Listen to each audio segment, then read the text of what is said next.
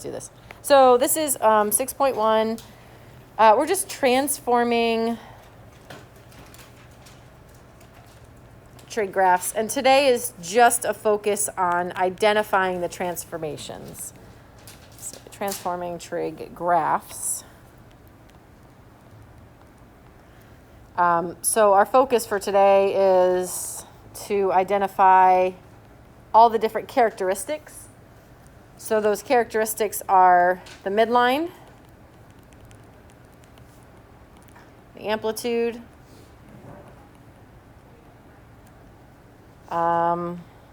phase shift. Actually, I'll write period next and then phase shift.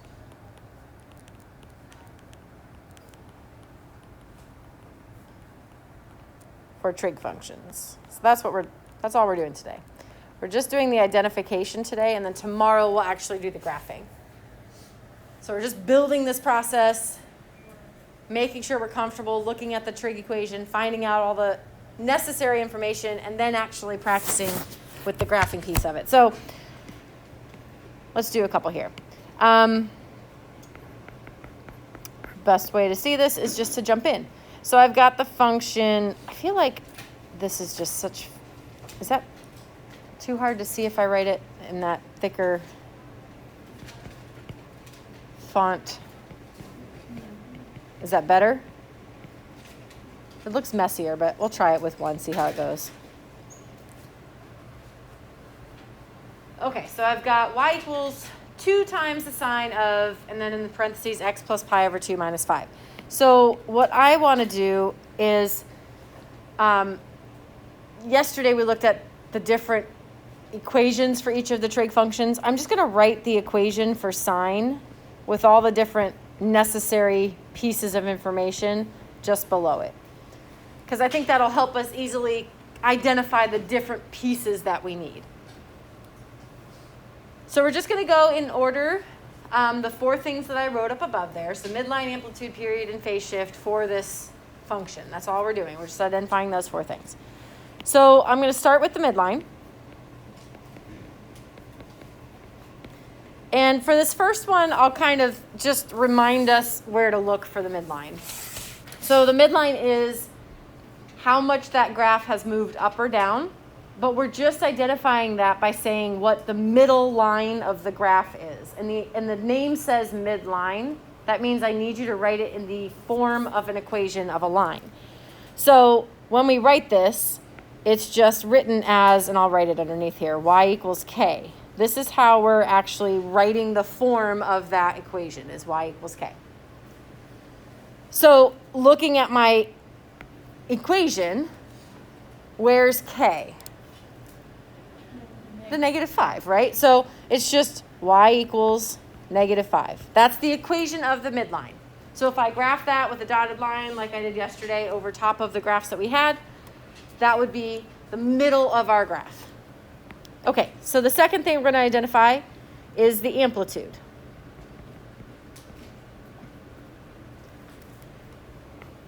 If you look back at your reference stuff from yesterday, amplitude is just the A value of the graph. It represents our vertical stretch. It's the same thing as if I said, what's the vertical stretch of this graph? So A in this function is what? 2. So what that tells me is that if I were to graph the midline at y equals -5, the highest point of that graph is going to be 2 above. The lowest point is going to be 2 below. So we'll have everything from -5 or -7 to -3 would be my range of outputs there. Okay, the third thing we're going to find is the period of the graph. And this has everything to do with the default period of the graph. And it's really important that you don't forget that that's what it's doing. It's taking the default period of the graph and dividing by b. So sine, cosine, secant, and cosecant all have a default period of what? 2 pi. Tangent and cotangent have a default period of what? Pi. So you have to be really careful when you're finding period that you remember that piece of information. Now, to find the period, we're just going to do 2 pi divided by b. Now, I realize in this case, b is just 1, so it's not going to make a whole lot of difference, but I want to go through the process in every situation today, just so we can see how this all works. If we look up at the equation, we basically have a 1 in front of the x, right? So b is 1. So I would take 2 pi and divide by 1, which just gives me 2 pi. So the period of that function is just 2 pi.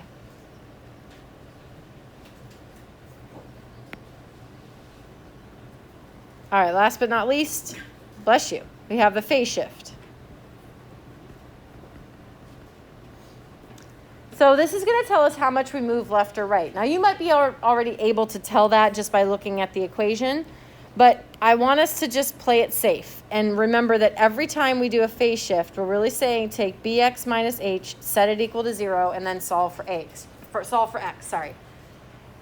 Sometimes it'll be an easier equation to solve than others. But what that looks like is this. We're going to take x plus pi over 2 and set it equal to 0. And then my goal is to solve for x. How do I solve for x? Yep, subtract pi over 2. So we get x equals negative pi over 2. Now, what that tells me, this negative sign tells me I'm moving left. Okay? So what I'm saying is I'm moving left pi over 2. Now I want to connect that to what we already know, because we know how to do a phase shift on a regular function. We just call it the horizontal shift. So in a normal function, we'd look at our equation and we'd say, okay, well, I see that we're adding pi over 2, so that means I'm going to move left pi over 2. So this is just another way of doing it. It's just confirming what we already know. But I think with trig functions, it's really just, it's good to get in the habit of doing this. Sometimes you don't need to. Sometimes it'll be better if you do. Okay, so we're going to try just a couple more. Any questions on the first one before we move on here? All right, so second one.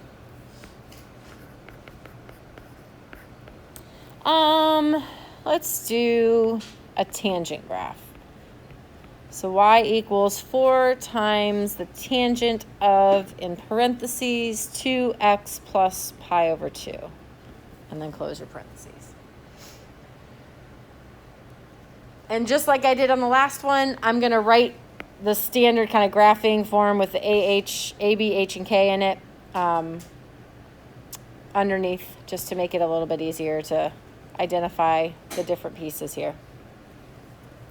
You don't have to do this, but I think when we're going through the notes especially, it can be helpful.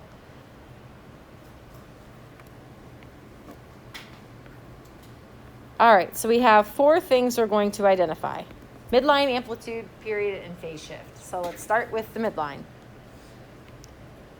What's the midline in this case? What's K? 0. So our midline would be what? Be careful with this. It's y equals 0, right? We aren't just going to write 0, because that doesn't tell me what it looks like on the graph. So I write that as y equals 0. Yes, K is 0, means the midline. It just hasn't shifted up or down at all. All right, 2 is our amplitude. Good. You were right with your first answer. Just 4. Yep. So in the name midline, we see the word line, right? So that's telling us we need to write it as the equation of a line. The amplitude is the same as saying our vertical stretch. So we can just say it's being stretched by a factor of 4. So 4 is fine for amplitude. The only one we have to write as the equation of the line is our midline. Okay, third, the period. Now let's be careful with this one, because what is the default period for tangent? Just pi. So I'm going to put in parentheses here. Remember that we're taking pi divided by b this time, right? Because the default period for tangent is pi. And you've got to be really careful with that. You can start to get in a groove, and you just aren't looking at the names of the functions. You're just pulling the information away from the function, and you forget that you're dealing with a tangent or a cotangent graph, and you just use 2 pi, and you're like, well, why am I getting the period wrong? And that would be why. So this time, that means I'm going to take pi, and I'm going to divide by b. What is b? 2. So the period of my function is pi over 2. So what that means is that what would normally take pi units to see an entire cycle of the tangent graph is going to happen in pi over 2 units. It's going to happen in half the time. Okay, and last but not least, our phase shift. So again, we take bx minus h and set it equal to 0. So that's 2x plus pi over 2. Set it equal to 0, and we'll solve. So what should I do first? Good. Subtract pi over 2. We get 2x equals pi over 2. Now, your instinct is to divide by 2, right? Well, what's the same thing as dividing by 2? What could we multiply by that would be the same thing as dividing by 2? Multiply by half. Okay. The reason I like multiplying by half versus dividing by 2 is that if I divide both sides by 2, I'm going to end up dividing a fraction by a fraction. And I'd much more prefer to multiply fractions to dividing fractions. Okay? So we end up with x equals, and that should be minus pi over 2. I'm sorry, somebody said that, I think. X equals negative pi over 4.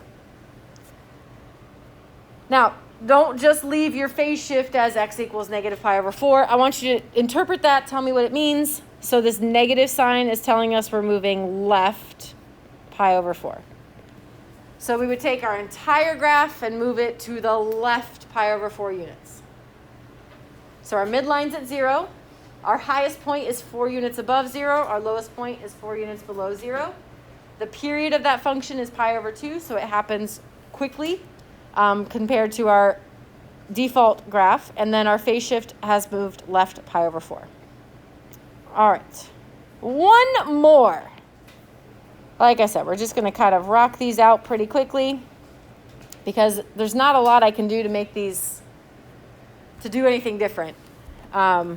It's really just the same process every time. You just have to really be careful of your functions. So we're going to do 1/2 cosecant of 1/3 x minus pi over 9 plus 3. So this one looks like it's going to be more challenging because there's lots of fractions, but it's really not any different than what we just did. Just going to go through our process, find the 4 pieces of information. We should be at this point comfortable working with fractions. We've been working with them pretty much since day 1 this year. And these are actually easy fractions to work with. There's no trig functions in the fractions. There's no rational functions. They're just regular old fractions. Okay, starting with the midline. What's the midline? So what's the k value? Let's start with that. 3. So when we write our midline, we write it as what? Y equals 3. Good. It's the equation of a line. Okay, that's the only one we really have to be careful with, that we're not just listing a value. Well, and I guess phase shift too. All right, 2 is our amplitude. I'm going to abbreviate a little bit here. I'm just going to call it AMP. You'll see me do that a lot. What's the amplitude? 1/2. So that means at our midline of y equals 3, our highest point will be half above, which is 3.5. Our lowest point will be half below, which is 2.5. Okay? What's the period? I'm going to abbreviate period as well as just PD. You do not have to. You can write out the whole word if you want. I just do that up here. I don't know why. I've gotten in the habit of doing it over the years. So to find the period of the function, we have to take the default period and divide by b. What's the default period of cosecant? 2 pi. Good. So we're going to take 2 pi and divide by b. What is b? 1/2. Right? It's the number, oh, 1/3, sorry. I wrote the wrong number there. 1/3. You guys said 1/3 and I just misheard you. 1/3. 2 pi divided by b, b is 1/3. Okay, when we divide by 1/3, that's the same as multiplying by what? 3. So we're really saying we're doing 2 pi times 3 to get a period of 6 pi. So this is the period of the function. That means that what would normally take 2 pi units to happen now takes 6 pi units to happen. So it's stretched out horizontally. It's like somebody stood at one end and somebody stood at the other end and they pulled in opposite directions. Okay, and then last but not least, we have our phase shift. I'm just going to abbreviate that as PS. Again, if you don't want to abbreviate, you don't have to. We take what's in the parentheses, the bx minus h, so 1/3 x minus pi over 9, and we set it equal to 0 and solve for x. So what do we do first? Add pi over 9, good.